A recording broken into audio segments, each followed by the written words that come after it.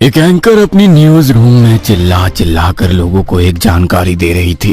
लोगों को भी सचेत रहना चाहिए। अगर सच्चाई सामने नहीं आती तो किसी बेगुनाह को जिंदगी भर सलाखों के पीछे सड़ते रहना पड़ता, और इसका जवाब कौन देता।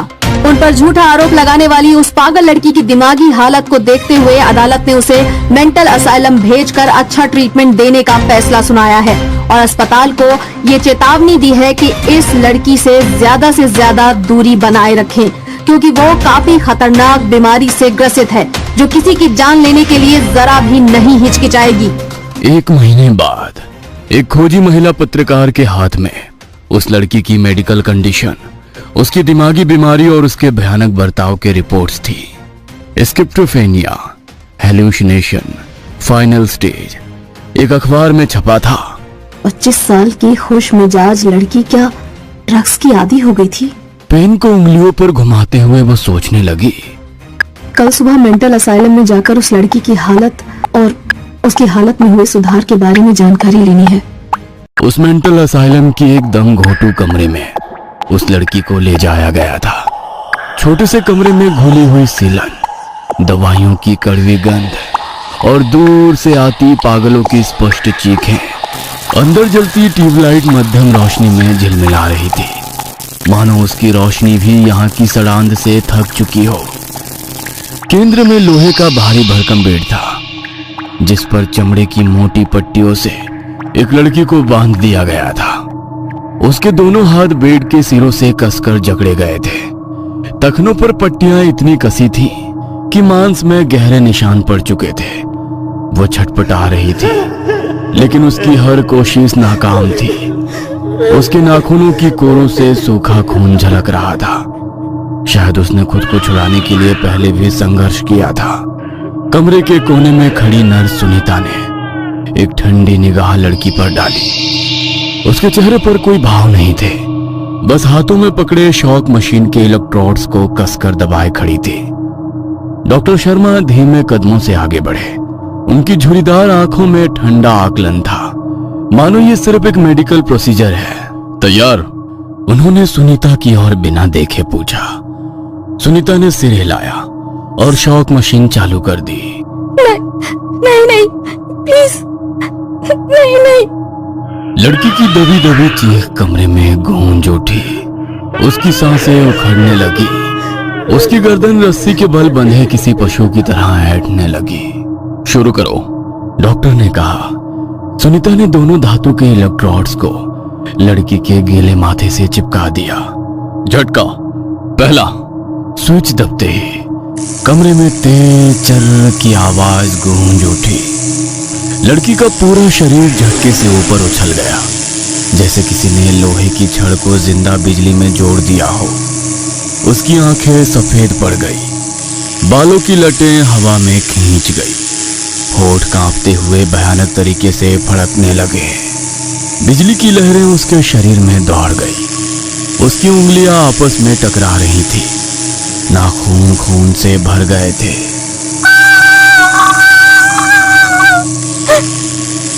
एक दहला देने वाली चीख पूरे कमरे में गूंज उठी। उसकी पीठ झटके से इतनी ऊंची उठी कि कंधों के नीचे की पट्टियां चरमराने लगी।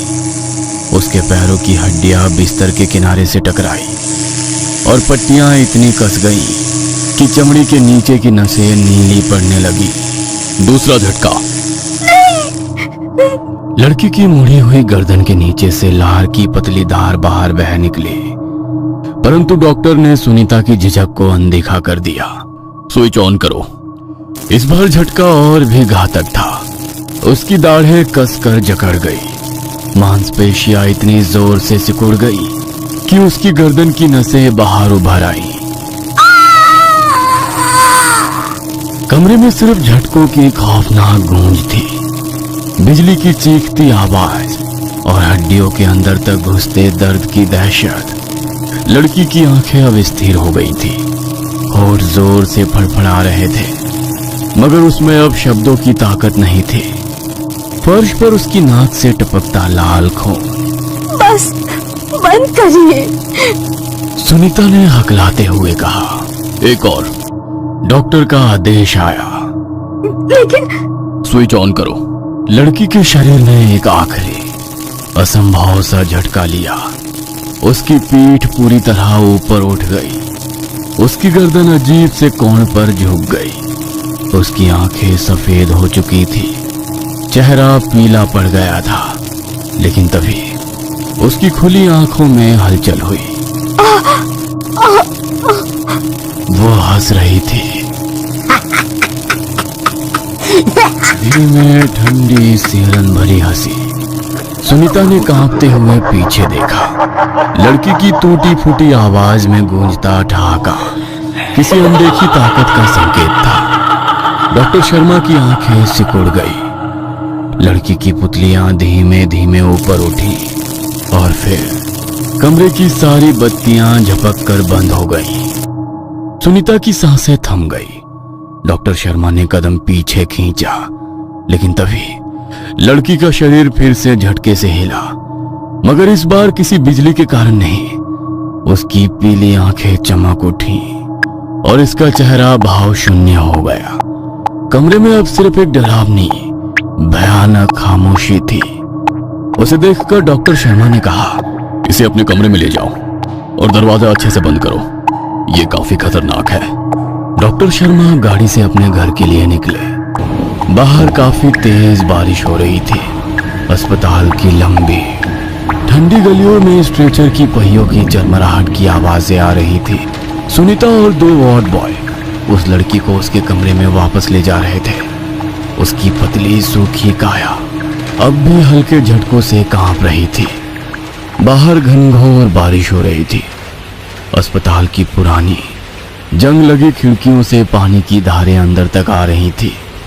बिजली की कड़कड़ाहट से पूरी इमारत थर्रा रही थी और हर चमकदार बिजली की गूंज पर कुछ मरीज अपने बिस्तरों में सिहर जाते, कुछ सोते रहते तो कुछ बड़बड़ाने लगते।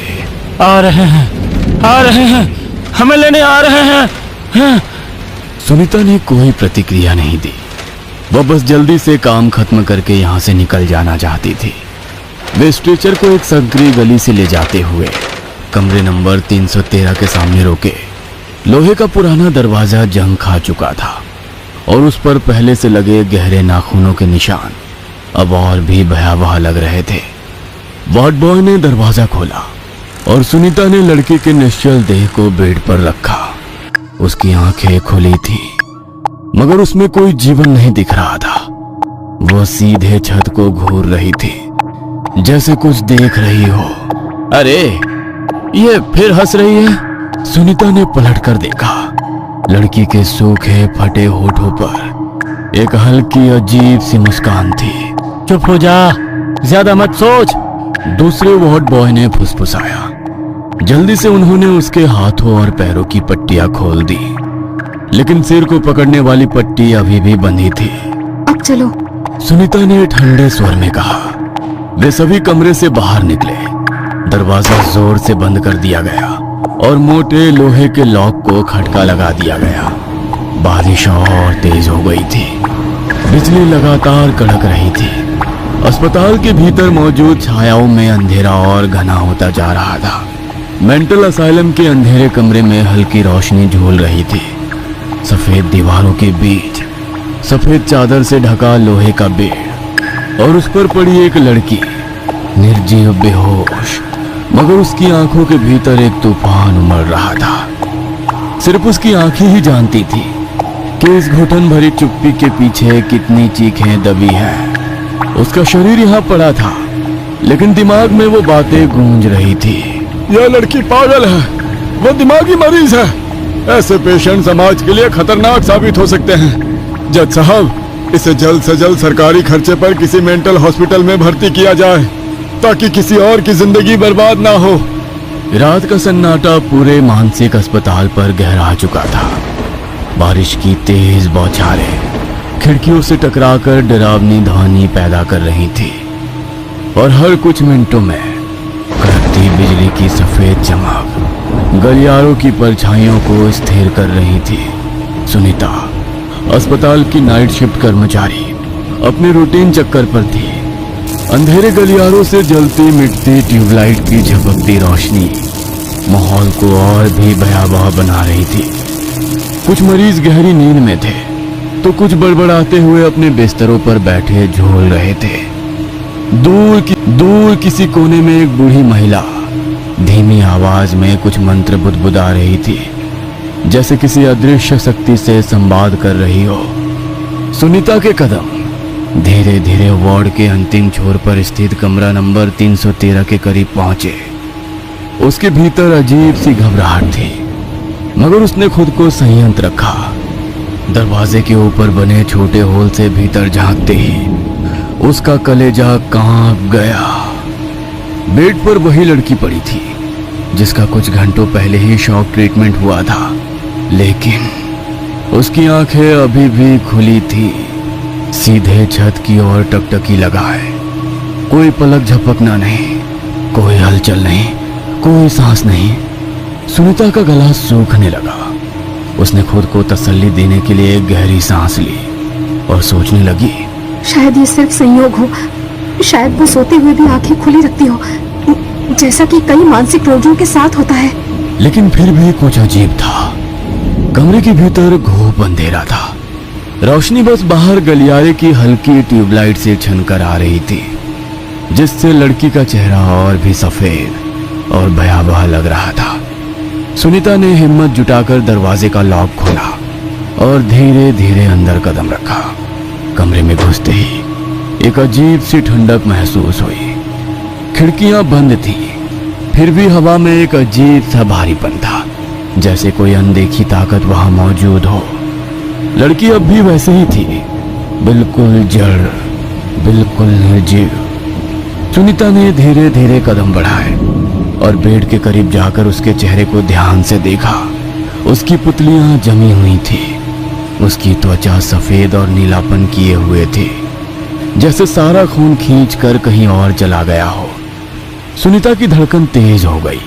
उसने हल्के कांपते हाथों से लड़की के कंधे को हिलाया। कोई हलचल नहीं। उसने और जोर से हिलाया, फिर भी कोई प्रतिक्रिया नहीं। अब उसका गला पूरी तरह सूख चुका था। उसने अपनी 2 उंगलियां लड़की की नाक के पास रखी। कोई सांस नहीं। अब वो कांपने लगी थी। उसने जल्दी से लड़की की कलाई थामी। उसकी नब्ज टटोलने लगी। कुछ नहीं, कोई स्पंदन नहीं, कोई हलचल नहीं। वो मर चुकी थी। सुनीता ने घबराकर हाथ पीछे खींच लिया। उसकी हथेली ठंडी हो गई थी, जैसे लड़की के मृत शरीर की ठंडक ने उसकी त्वचा को भी छू लिया हो। उसने कांपते हाथों से मोबाइल निकाला और डॉक्टर शर्मा का नंबर डायल किया। घंटी बजी। हेलो। डॉक्टर शर्मा की बाहरी नींद से भरी आवाज सुनाई दी। डॉक्टर। सुनीता की आवाज थरथरा रही थी। वो पेशेंट जिसका आज शॉक ट्रीटमेंट हुआ था, वो क्या हुआ? वो मर चुकी है। लाइन के दूसरी तरफ कुछ सेकंड के लिए सन्नाटा छा गया। फिर क्या बकवास कर रही हो? वो अभी कुछ घंटे पहले ही तो ठीक थी। नहीं सर, उसकी सांसें बंद हो चुकी हैं, शरीर ठंडा पड़ चुका है।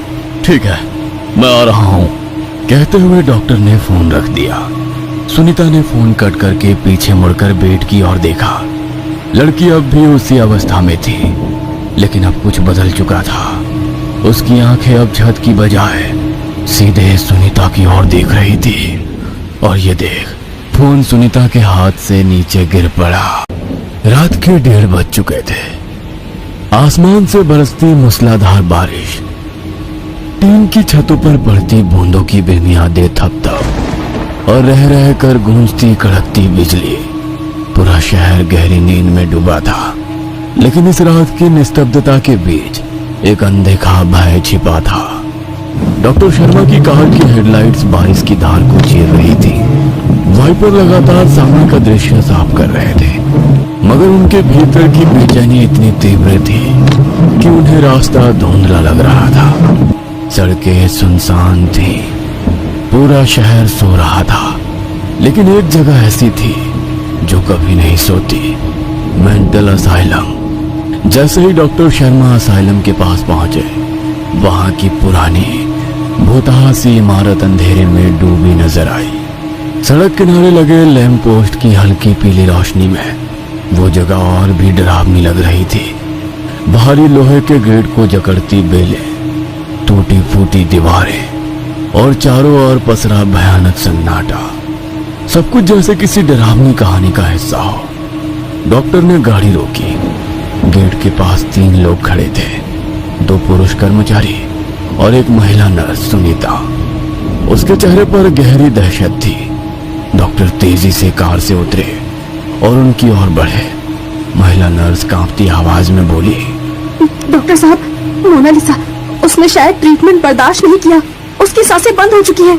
डॉक्टर ने गहरी सांस ली, अपनी भारी जैकेट झटकी और दोनों पुरुष कर्मचारियों को इशारा किया, हमें खुद देखना होगा। मेंटल असाइलम का लंबा सुनसान गलियारा अजीब सन्नाटे में डूबा था। दीवारों पर जगह जगह नमी के गहरे धब्बे थे और हवा में ब्लीच और पुरानी दवाइयों की तीखी गंध घुली हुई थी। हर कदम के साथ जूतों की चिर चिर की आवाज गूंज रही थी, मानो किसी अदृश्य चीज को जगा रही हो।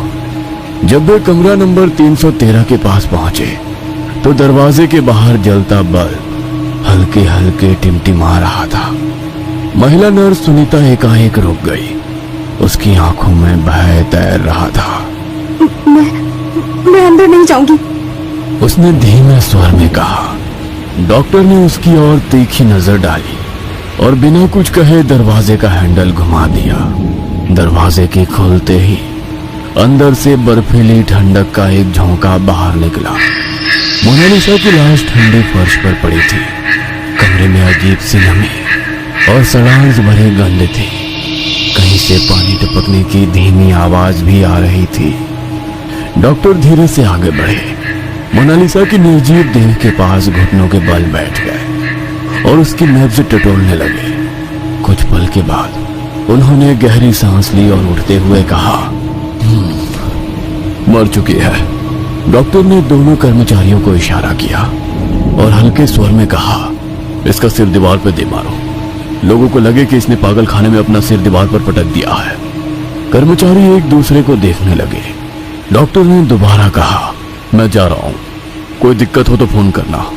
डॉक्टर उस कमरे से निकले और अपने कार की तरफ जाते हुए उन्होंने जेब से मोबाइल निकाला। एक नंबर डायल करते हुए उन्होंने फोन लगाया। एक ही रिंग में सामने वाले इंसान ने फोन रिसीव किया। डॉक्टर ने मजाकिया अंदाज में कहा, क्या बात है, लगता है मेरा फोन आने वाला है, ये तुम्हें पहले से ही पता था। अपनी बकवास छोड़ो और काम की बात करो। काम हो गया है, मेरे पैसे भेज देना। और डॉक्टर की कार उस घनघोर बारिश में सड़क पर दौड़ने लगी। दोनों पुरुष कर्मचारियों ने एक दूसरे की ओर कुटिल मुस्कान से देखा और मोनालिसा पर नजर डाली। आज तो मजा आएगा। और बाहर खड़ी सुनीता से कहा, चलो तुम जाओ, हम बाकी का काम संभाल लेंगे। सुनीता भी रुकना नहीं चाहती थी। बगैर पीछे मुड़े वो अपने कमरे की तरफ चलने लगी। बाहर तेज बारिश और बिजली की चमक दिल में खौफ पैदा कर रही थी। सन्नाटे में डूबे उस मेंटल असाइलम में किसी मरीज के चीखने की आवाज से वो एकदम से डर जाती। तेजी से कदम बढ़ाते हुए वो अपने कमरे में दाखिल हुई और दरवाजा बंद कर लिया। गहरी सांस ली। आज पहली बार उसे डर लग रहा था।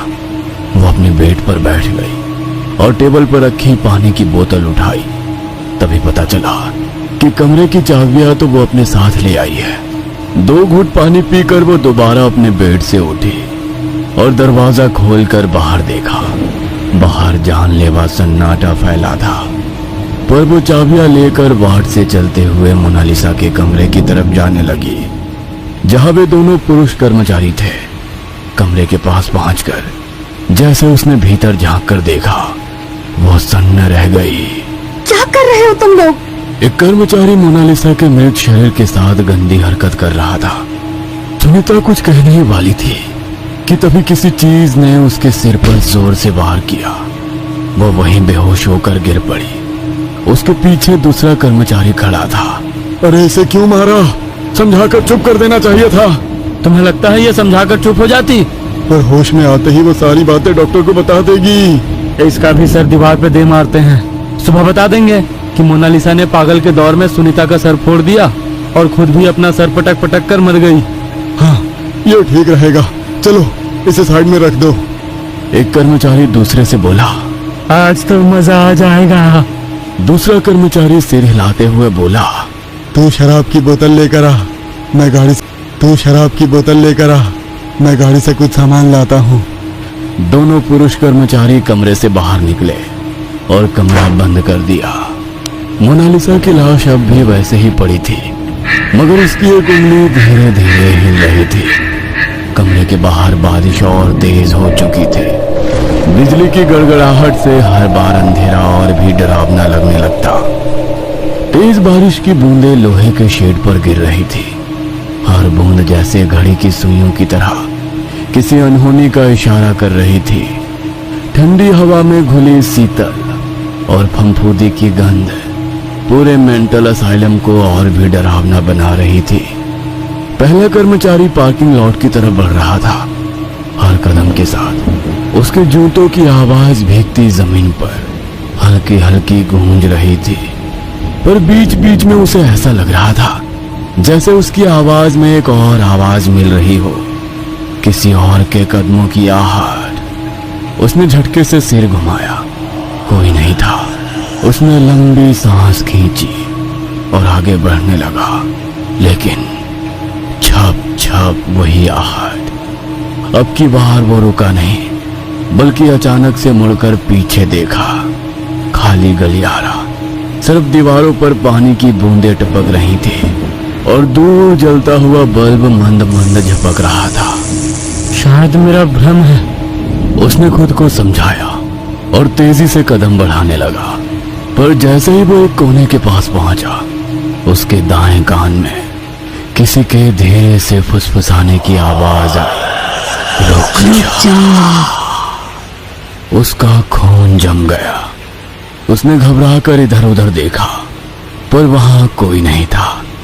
तेजी से सांस लेते हुए वो पार्किंग में पहुंचा और अपनी गाड़ी की डिक्की खोली। जैसे ही उसने अंदर से कम का पैकेट निकाला और जेब में डाला, कोई सरसराने की आवाज आई। उसने नजर उठाई, सामने दीवार के कोने में एक परछाई खड़ी थी। उसका काला ढांचा एक इंसान की तरह दिख रहा था, मगर उसकी आंखें सूख लाल थी जैसे सुलगता हुआ अंगारा। उसका शरीर जम गया, उसका गला सूखने लगा। वह आकृति हिली नहीं, वो बस वहीं खड़ी थी, उसे देखती हुई। कौन है वहां? आखिर हिम्मत जुटाकर वो धीरे धीरे उस आकृति की ओर बढ़ा, पर जैसे ही वो वहां पहुंचा, वहां कुछ नहीं था, बस भीगी दीवार और नीचे गिरती पानी की बूंदें। हवा ठंडी हो गई थी, इतनी ठंडी कि उसके हाथ पैर सुन्ने होने लगे। उसने घबराकर खुद को झटका दिया और तेजी से अस्पताल की ओर भागा। दूसरा कर्मचारी असाइलम के स्टोर रूम में घुस चुका था। अंदर आते ही उसने दरवाजा बंद कर लिया, लेकिन उसका दिल तेजी से धड़कने लगा। उसे साफ साफ एहसास हुआ कि कोई दरवाजे के बाहर खड़ा उसे ही देख रहा है। किसी के कदमों की आहट महसूस हो रही थी। वह घबरा कर पलटा और दरवाजा खोलकर धीरे से बाहर झांक कर देखने लगा, पर खामोशी से घिरे उस सुनसान गलियारे में कोई नहीं था। बस टिमटिमाता हुआ बल्ब जो झपक झपक कर बंद होने की कगार पर था। ये क्या हो रहा है मुझे? वो बुदबुदाया। उसने अपना डर झटकते हुए स्टोर रूम में एक अलमारी के अंदर रखी अपनी शराब की बोतल खोजने शुरू की, लेकिन बोतल वहां नहीं थी। ये क्या हो रहा है? मैंने तो यही रखी थी। वो तेजी से इधर उधर देखने लगा। तभी पीछे से एक कांच की बोतल नीचे गिरकर टुकड़ों में बिखर गई। उसका दिल जोर से उछला। डर के मारे उसने तेजी से पलटकर देखा, पर वहां कुछ नहीं था, लेकिन उसकी टूटी हुई बोतल के टुकड़े जमीन पर बिखरे थे। और तभी किसी के कदमों की आहट उसके कानों पर पड़ी। शायद स्टोर रूम के भीतर उसके अलावा कोई और मौजूद था। अरे अजय, वहां तू है क्या? पर कोई जवाब नहीं आया, लोहे के बड़े बड़े रेक के बीच से चलते हुए वो देखने लगा, पर उसे कोई नजर नहीं आ रहा था। तभी उसकी नजर कुछ दूर दरवाजे के पीछे रखी लकड़ी की अलमारी के शीशे पर गई। थोड़ा अंधेरा होने की वजह से साफ नजर नहीं आ रहा था, पर किसी की परछाई उसे शीशे में दिखाई दे रही थी। वो साया उसी को देख रहा था। अजय, वहां क्या कर रहा है? चलते हुए वो उस अलमारी के पास पहुंचा तो कोई नहीं था। वो सोच में पड़ गया। शीशे में वो परछाई किसकी थी? पर अलमारी के उस खुले दरवाजे के भीतर एक बड़ी शराब की बोतल दिखाई दी। ये किसकी बोतल है? किसकी भी हो, अपने को क्या? उसने शराब की बोतल उठाई और अपनी जेब में जबरन घुसेड़ने लगा। पहला कर्मचारी तेज कदमों से मोनालिसा के कमरे की तरफ चलने लगा। उसके दिमाग में शैतानी ख्यालों ने घर कर लिया था, पर यह पहली बार नहीं था। इससे पहले भी वो ऐसे ही कई महिलाओं को और लड़कियों को अपनी हवस का शिकार बना चुके थे। जिंदा तो जिंदा, पर महिलाओं की लाशों के साथ भी वो लोग घिनौनी कृत्य करने में जरा भी नहीं हिचकिचाते थे। मोनालिसा के कमरे के पास पहुंचा और दरवाजे पर लगा लॉक निकाला। कमरे के भीतर दाखिल हुआ तो वो महिला जमीन पर लहूलुहान हालत में पड़ी थी। उसने बेड पर नजर डाली तो उसके पैरों के नीचे से जमीन खिसक गई। वह सन्न रह गया क्योंकि मोनालिसा की लाश वहां पर नहीं थी। वह सोच में पड़ गया क्योंकि महिला कर्मचारी सुनीता अभी भी जमीन पर बेहोश पड़ी थी, किंतु मोनालिसा, उसकी लाश कहाँ गई?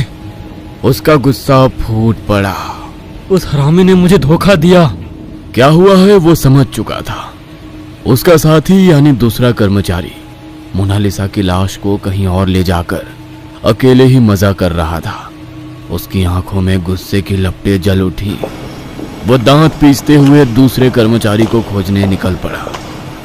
इधर स्टोर रूम से बाहर निकलकर दूसरा कर्मचारी सीधा मोनालिसा के कमरे में पहुंचा, लेकिन जैसे ही वो कमरे में दाखिल हुआ उसका चेहरा सफेद पड़ गया। मोनालिसा कहाँ गई? और उसके दिमाग में भी वही ख्याल आया।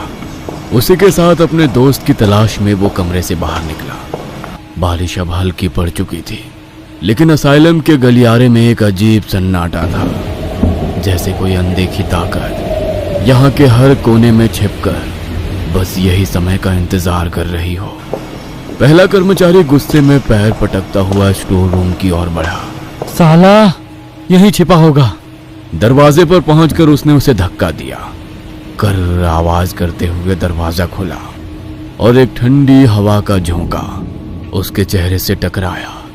इतनी ठंडी कि उसकी हड्डियां कांप उठी।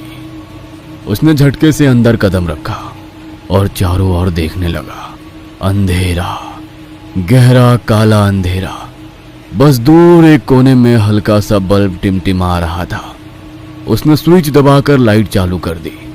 पीली रोशनी में पुरानी अलमारियां, धूल से भरे फर्नीचर और कोनों में जमी मकड़ियों की जालियां दिखने लगी।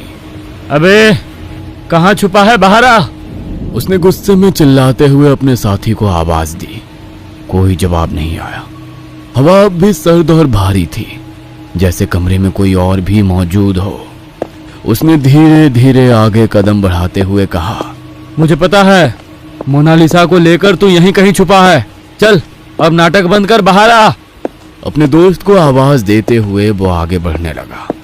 फर्श पर पड़े पुराने कागज और धूल उसके पैरों के नीचे दबकर सरसराने लगी। तभी उसकी नजर नीचे फर्श पर पड़ी। एक अलमारी के पीछे जमीन पर पड़ी मोनालिसा का चेहरा नजर आ रहा था, सफेद, स्थिर, निर्जीव। उसके मन में एक ही ख्याल आया, ये कमीना लाश को यहाँ घसीट कर ले आया और अब इसके साथ मजे कर रहा है। गुस्से से उसकी आंखें लाल हो गई। उसने तेजी से कदम बढ़ाए, लेकिन उसने अपनी आंखों के सामने देखा। मोनालिसा की लाश अचानक खींची जाने लगी, जैसे कोई उसे घसीट कर अंधेरे में ले जा रहा हो। अबे रुक, क्या कर रहा है तू? उसने गुस्से में दहाड़ा और अलमारी को लांघकर वहां तक पहुंचा, पर कुछ नहीं था। मोनालिसा की लाश गायब हो चुकी थी। उसका दिल जोर से धड़कने लगा। तभी दूर एक अलमारी के पीछे फर्श पर फिर वही चेहरा दिखाई दिया, मोनालिसा का निर्जीव चेहरा। अबे कमीने, तू क्या कर रहा है? उसने दांत पीसते हुए अपने साथी को चेतावनी दी, पर इस बार लाश और तेजी से घसीट ली गई। जरूर उसके कदम ठिठक गए। गुस्से में वो दौड़ता हुआ अलमारी के पीछे पहुंचा, पर वहां कुछ भी नहीं था, सिर्फ धूल। अब उसे सचमुच गुस्सा आने लगा। तभी उसके ठीक पीछे एक अलमारी का दरवाजा धीरे धीरे खुलने लगा। लकड़ी के रगड़ खाने की तीखी आवाज पूरे कमरे में गूंज उठी। उसका शरीर ठंडा पड़ने लगा। उसने धीरे धीरे गर्दन घुमाई।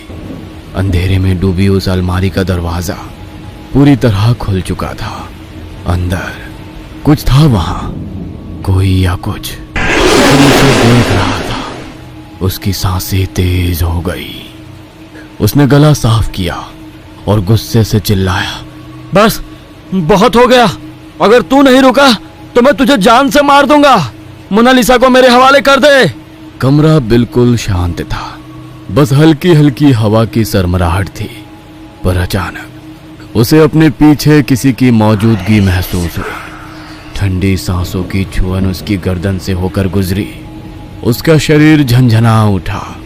उसने झट से पीछे मुड़कर देखा और तभी उसके मुंह से दर्द से भरी चीखें निकलने लगी, इतनी जोर से कि पूरा स्टोर रूम उसकी गूंज से कांप उठा। और उसी के साथ पूरे मेंटल असाइलम में मरीज जोर जोर से चीखने लगे।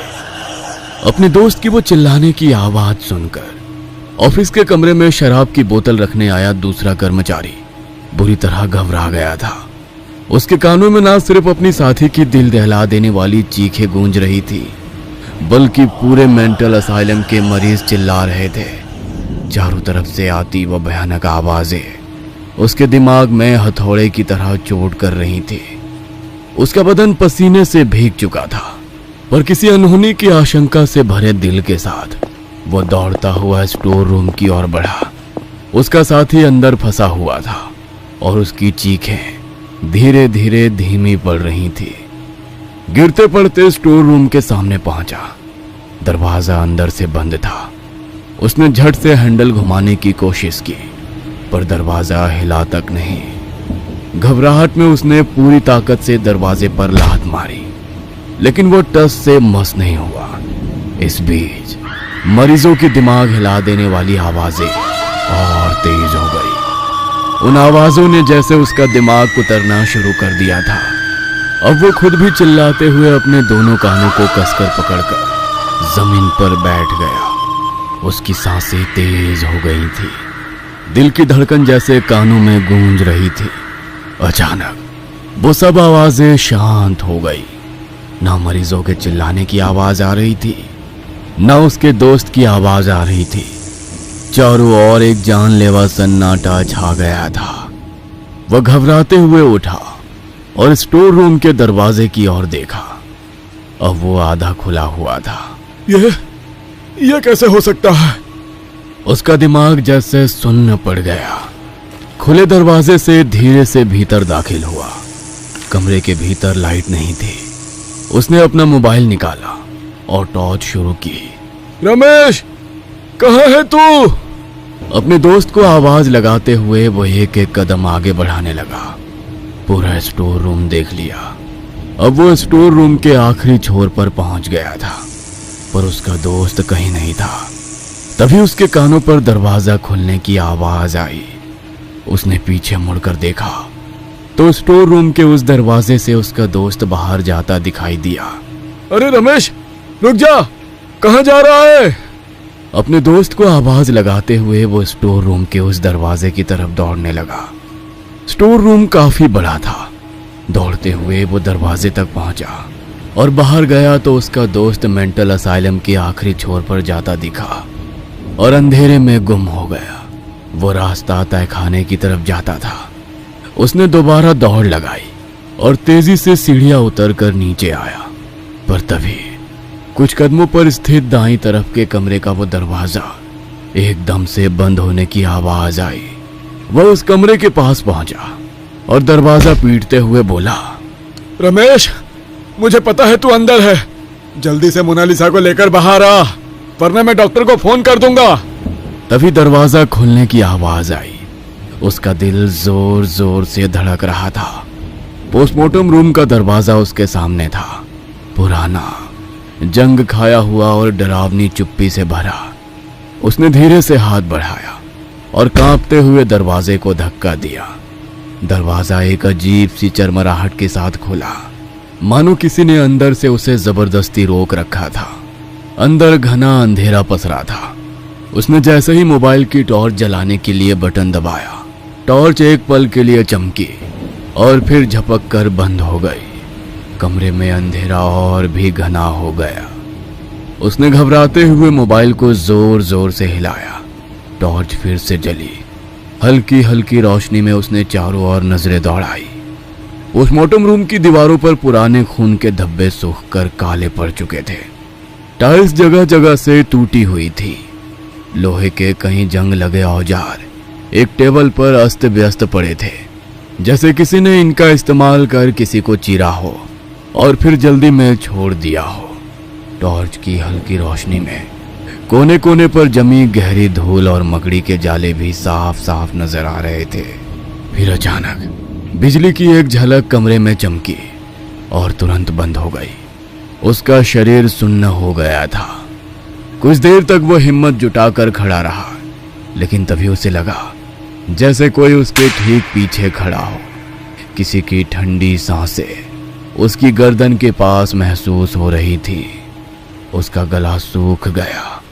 उसने घबराकर धीरे धीरे सिर घुमाया, लेकिन पीछे सिर्फ अंधेरा था। फिर कमरे की बत्तियां अचानक एक पल के लिए फिर से जल उठी और उसने जो देखा उससे उसकी रूह कांप गई। सामने पोस्टमार्टम टेबल पर एक सफेद कपड़े में लिपटी हुई लाश रखी थी। ये क्या है? उसका बदन पूरी तरह कांपने लगा।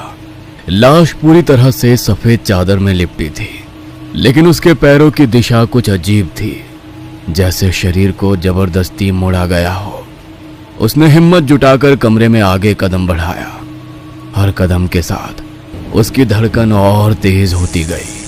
फिर बत्तियां फिर से बुझ गईं। कमरा दोबारा अंधेरे में डूब गया। अचानक उसे अपने पीछे किसी के भारी भरकम कदमों की आहट सुनाई दी। कौन है? उसने कांपती आवाज में पूछा, लेकिन कोई जवाब नहीं आया। फिर अचानक बत्तियां फिर से जल उठी और इस बार उसने जो देखा उसने उसकी आत्मा को जैसे शरीर से बाहर निकाल दिया। पोस्टमार्टम टेबल पर पड़ी लाश का सफेद कपड़ा खिसक चुका था। टेबल पर मोनालिसा की लाश सफेद कपड़े में लिपट कर रखी हुई थी। इतनी देर से उसके दिल में बसा डर थोड़ा कम हो गया। मोनालिसा के खूबसूरत जिस्म को देखकर वो बोला, साले, इतना नाटक करने की क्या जरूरत थी? अगर सीधे सीधे बोल देता कि पुराने पोस्टमार्टम रूम में आ जाना तो मैं आ जाता। चल, अब तू भी बाहर आ, बहुत काम करना है। इतना कहकर वो अपने दोस्त को इधर उधर ढूंढते हुए आवाज लगाने लगा। तभी उसे अपने पीछे कुछ हलचल होती सुनाई दी। उसने पीछे मुड़कर देखा तो पोस्टमार्टम टेबल पर पड़ी उस लाश का चेहरा दोबारा किसी ने ढक दिया था। रमेश, नाटक करना बंद कर, बाहर आ। और क्या इसका मुंह ढक रहा है?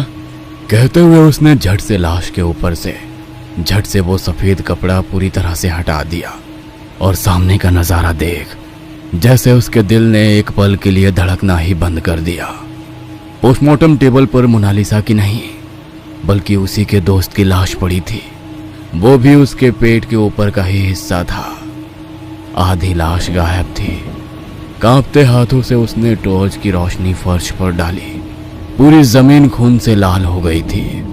उसके हाथ पैर सुन्न हो गए और तभी टेबल पर पड़ी लाश के मुंह से एक दर्द भरी कराह निकली, जिसे सुनकर वो डर के मारे एकदम से पीछे की तरफ हट गया। पर खून पर पैर फिसलने की वजह से वो जमीन पर गिर पड़ा और उसी के साथ मोबाइल बंद हो गया। फर्श पर फैले गीले चिपचिपे खून से उसका शरीर भीग चुका था। उस बेहद डरावने और घिनौने एहसास ने उसे भीतर से झकझोर कर रख दिया था। अंधेरे में उसे सिर्फ अपने इर्द गिर्द किसी की खौफनाक मौजूदगी महसूस हो रही थी। घबराकर उसके हाथ जमीन पर गिरे मोबाइल को तलाश रहे थे, पर हाथ लग रहा था तो खून और सिर्फ खून। उसने पीछे मुड़कर देखा तो दरवाजा आधा खुला था। वो झट से उठा और दरवाजे की तरफ दौड़ने लगा, पर लग रहा था जैसे कोई उसी के तेजी के साथ उस पर झपटने के लिए दौड़ रहा है। पर वो पूरी जान लगाकर दरवाजे की तरफ दौड़ने लगा। सांस फूलने लगी, दिल जोर से धड़कने लगा, गला सूख चुका था, आंखों में मौत का साया नजर आने लगा। अब उसे अपना अंत नजर आ चुका था। वो डरावना साया उस पर झपट ही पड़ा था, पर तभी वो दरवाजे से बाहर निकल गया। उसके साथ ही दरवाजा बंद हो गया, पर बगैर पीछे मुड़े वो दौड़ता रहा। गिरते पड़ते वो तहखाने से बाहर निकला और ऑफिस रूम की तरफ भागने लगा। दौड़ते हांफते ऑफिस रूम के भीतर पहुंचा और लैंडलाइन कनेक्शन से डॉक्टर को फोन लगाया। डॉक्टर साहब, जल्द से जल्द अस्पताल आइए। क्या हुआ, तुम इतना हाफ क्यों रहे हो? डॉक्टर साहब, यहाँ कुछ भयानक हो रहा है, आप जल्दी आइए। क्या आप बकवास कर रहे हो? तुम होश में तो हो या पी रखी है? डॉक्टर साहब, माँ कसम मैंने शराब नहीं पी, आप जल्दी से यहाँ आइए। वो मोनालिसा की लाश गायब हो चुकी है और रमेश इतना कहकर वो फूट फूट कर रोने लगा। रमेश को क्या हुआ और तुम रो क्यों रहे हो? रमेश को किसी आगे कुछ बोलता, इससे पहले फोन कट गया और बाहर कहीं शॉर्ट सर्किट से बिजली चली गई। अब पूरे अस्पताल में जानलेवा अंधेरा और गहरी खामोशी फैल गई, और उस खामोशी में उसे अपने दिल की धड़कन साफ सुनाई दे रही थी। छोटी सी आवाज भी होती तो वो सिहर उठता। बिना आवाज किए उसने धीरे से टेबल का ड्रॉअर खींचकर भीतर हाथ डालकर टटोलने लगा। एक टॉर्च हाथ लग गई, बटन दबाकर टॉर्च शुरू की और उस टॉर्च की रोशनी में अपने आजू बाजू देखने लगा, पर गहरी खामोशी के अलावा कुछ नहीं था। तभी उसे अपने कमरे के बाहर किसी के चलने की आवाज सुनाई दी, पर बाहर जाकर देखने की उसमें बिल्कुल भी हिम्मत नहीं थी। वो चुपचाप उस कमरे के कोने में दुबक कर बैठा डॉक्टर साहब का इंतजार करने लगा। रह रहकर उसका शरीर सिहर उठता।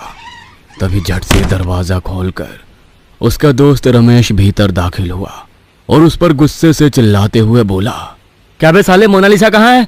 अकेले अकेले मजा लूटना चाहता है? तेरी सारी हरकत मैं डॉक्टर साहब को बता दूंगा, नौकरी चली जाएगी, देख ले। रमेश को सामने देख वो खुशी के मारे पागल हो गया। रमेश तो जिंदा है? जिंदा हूं का क्या मतलब? मुझे क्या हुआ है? मैंने अभी अभी तुझे पोस्टमार्टम रूम के टेबल पर सफेद कपड़े में देखा था। मतलब तूने शराब भी अकेले पी ली? नहीं, मैंने शराब नहीं पी। ये देख, बोतल अभी भी मेरे पास है।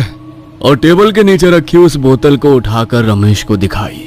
अबे वो शराब के नहीं, पानी की बोतल है, उसमें पानी है। शायद तेरा दिमाग खराब हो गया है। बोतल का पानी अपने सर पर डाल और ठंडा हो जा, और बता मोनालिसा कहाँ है?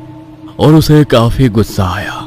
उसने सचमुच वो बोतल अपने सर पर डालकर खाली करके बोला, मुझे सच में नहीं पता मोनालिसा कहाँ है। अरे मैं खुद उसे ढूंढ रहा हूँ, और खून से सने मेरे हाथ देख। इतना कहकर उसने अपने खून से सने हाथों को सामने करके रमेश को दिखाया, पर उस कमरे में उसका दोस्त नहीं था। वो अकेला उसके कमरे में खड़ा था और अजीब सी स्मेल उसे अपने कपड़ों से आ रही थी। उसने जमीन पर पड़ी उस बोतल को देखा तो वो अति ज्वलनशील द्रव्य था। कुछ देर पहले वो शराब की बोतल समझकर वो बोतल उठा ले आया था, और अब उसने अपने ऊपर उस ज्वलनशील द्रव्य को डाल दिया था। तभी उसे अपने पीछे किसी की आहट महसूस हुई। मोनालिसा की गूंजती हंसी उसके कानों में किसी तपते लावा की तरह घूमने लगी। मुझे माफ कर दो, मैं दोबारा किसी के साथ ऐसी हरकत नहीं करूंगा। वो रोता बिलखता हाथ जोड़कर अपनी जान की भीख मांगने लगा। तभी उसे एक कार का हॉर्न सुनाई दिया। उसकी आंखें चमक उठी, दिल में खुशी की लहर दौड़ गई, क्योंकि यह हॉर्न डॉक्टर साहब की कार का था। मतलब वे आ चुके थे। वो उस कमरे से बाहर निकलने की कोशिश करने लगा और मोनालिसा धीरे धीरे उसके करीब आती हुई महसूस हुई। तभी मोनालिसा की हल्की आवाज उसकी कानों में गूंजने लगी। क्या हुआ? डर लग रहा है? और एक खौफनाक हंसी चारों तरफ गूंजने लगी। वो डरावनी हंसी सुनकर तेज कदमों से दरवाजे की तरफ भागा और दरवाजा खोलकर बाहर दौड़ पड़ा। पर बाहर हाथ में सिगरेट जलाकर चलते डॉक्टर साहब के साथ आए एक और आदमी से टकरा गया और टॉर्च गिरकर बरामदे में गोल गोल घूमने लगी। सिगरेट की आग उसकी कपड़ों में लग गई और देखते ही देखते उसे आग की लपटों ने घेर लिया। पलक झपकते घटी उस घटना से वो दंग रह गए। आग की लपटों में घिरा वो जोर जोर से चीखने चिल्लाने लगा और बाहर की तरफ भागने लगा, पर कमरे की दीवार से टकराकर वो जमीन पर गिर गया और फिर ना उठ सका। देखते ही देखते वो बुरी तरह से जलकर तड़पने लगा। डॉक्टर साहब और उसके साथ आए दूसरे आदमी ने जैसे तैसे उसकी आग बुझाई और उसे स्ट्रेचर पर लाद कर एक कमरे में ले गए। डॉक्टर साहब ने उसकी हालत देखकर कहा, इसे अस्पताल लेकर जाना होगा। तभी उनके साथ आया आदमी बोला, नहीं, पहले मोनालिसा को ठिकाने लगाओ, पर तब तक मर जाएगा। मर जाने दो, मुझे परवाह नहीं, पर मोनालिसा बच गई तो मैं जरूर मर जाऊंगा। अरे वो पागल है और अदालत ने भी उसे पागल करार दिया है। अदालत ने वो फैसला किया जिसके सबूत और गवाहों को खरीदकर हमने सामने रखा, पर वो पागल नहीं है और ये बात जब तक वो जिंदा है तब तक कैसे भी बाहर जा सकती है। कल वो न्यूज़ रिपोर्टर उसकी हालत देखने आने वाली है। गलती से उसे कुछ ऐसा पता चल गया जो इसकी दिमागी हालत को सही बता सके तो मेरी जिंदगी बर्बाद हो जाएगी। तुझे काम करना ही होगा। तुझे और पैसे चाहिए? दूंगा, पर पहले उसे खत्म कर। मुझे उसकी लाश देखनी है। इतना कहकर वो दोबारा जाने लगा। तभी पीछे से डॉक्टर ने कहा, तुम्हें भी ये जान लेना चाहिए कि अगर मैं इस केस में फंस गया तो मुझे सिर्फ कुछ दिनों की जेल होगी, पर तुम जिंदगी भर बाहर की दुनिया नहीं देख सकोगे। इसलिए बेहतर होगा कि अपने दोस्तों को बुलाकर यहाँ जो भी परेशानी खड़ी हुई है उसे सुलझाने की कोशिश करो। डॉक्टर की बात सुनने के अलावा उसके पास कोई और चारा नहीं था। अपनी कार में बैठते हुए उसने अपनी बाकी साथियों को कॉल लगाया। डॉक्टर ने भी मुट्ठी भींचते हुए जमीन पर पड़ी टॉर्च उठाई और मोनालिसा के कमरे की तरफ जाने लगे। उनके जूतों की आवाज उस सन्नाटे को चीरते हुए पूरे अस्पताल में गूंजने लगी। दरवाजा खोलकर उन्होंने भीतर रोशनी डालकर देखा तो वहां मोनालिसा की लाश नहीं थी, ना ही सुनीता थी।